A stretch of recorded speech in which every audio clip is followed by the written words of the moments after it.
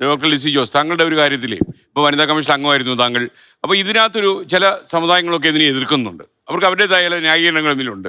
വനിതാ കമ്മീഷനകത്ത് എടുത്തൊരു നിലപാടെന്താണ്? 10 വർഷം വനിതാ കമ്മീഷൻ അംഗമായിരുന്ന സമയത്ത് ഇത്തരത്തിലുള്ള ഒരു പരാതി ഞങ്ങളുടെ അടുത്ത് കിട്ടിയിട്ടില്ല എന്നൊരു യാഥാർത്ഥ്യമാണ്. പിന്നെ ഇത് പ്രോസ് ആൻഡ് കോൺസ് ഉണ്ട്, ഗുണവശങ്ങളുണ്ട് ദൂഷ്യവശങ്ങളുണ്ട്.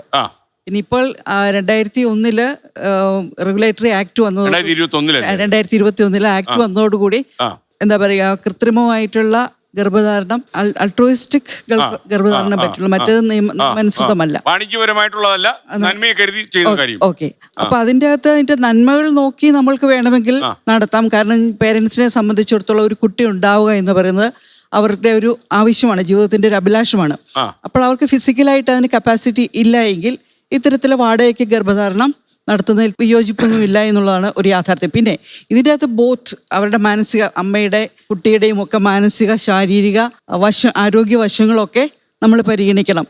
കാരണം ഗർഭിണിയാകുമ്പോൾ ഒരു സ്ത്രീക്ക്, ഈ വാടകയ്ക്ക് എടുക്കുന്ന ഗർഭപാത്രമുള്ള ആ സ്ത്രീക്ക് മാനസിക പ്രശ്നങ്ങളുണ്ടാവാം ഈ സമയത്ത്. കാരണം സമൂഹത്തിൽ നിന്ന് ഉള്ള പ്രശ്നങ്ങളുണ്ടാകും, അല്ലെങ്കിൽ സ്വന്തം കുടുംബത്തിൽ നിന്നുള്ള പ്രശ്നങ്ങളുണ്ടാകും. അപ്പോൾ അതിനൊക്കെ ഒരു പരിഹാരം കാണത്തക്ക രീതിയിൽ വേണം. പിന്നെ അവരുടെ ആരോഗ്യത്തെ സംബന്ധിച്ച് വളരെ കെയർഫുൾ ആയിരിക്കണം. ബിഫോർ പ്രഗ്നൻസി, ആഫ്റ്റർ ഡെലിവറി ഒക്കെ നമ്മൾ അവരുടെ ആരോഗ്യത്തിന്, മാനസികാരോഗ്യത്തിനും ശാരീരിക ആരോഗ്യത്തിനും വേണ്ടതായിട്ടുള്ള നടപടികളെല്ലാം ചെയ്യേണ്ടിയിരിക്കുന്നു.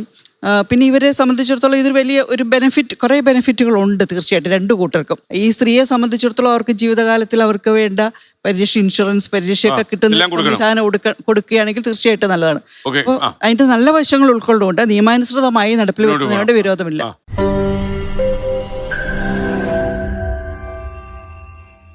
ലോകത്തെവിടെയായാലും ഏത് സമയത്തും 24 വാർത്തകളും ഓഗ്മെന്റഡ് റിയാലിറ്റി പാക്കേജുകളും എക്സ്പ്ലെയിനറുകളും വിശദമായി കാണാൻ ഞങ്ങളുടെ യൂട്യൂബ് ചാനൽ നിങ്ങൾക്ക് സബ്സ്ക്രൈബ് ചെയ്യാം.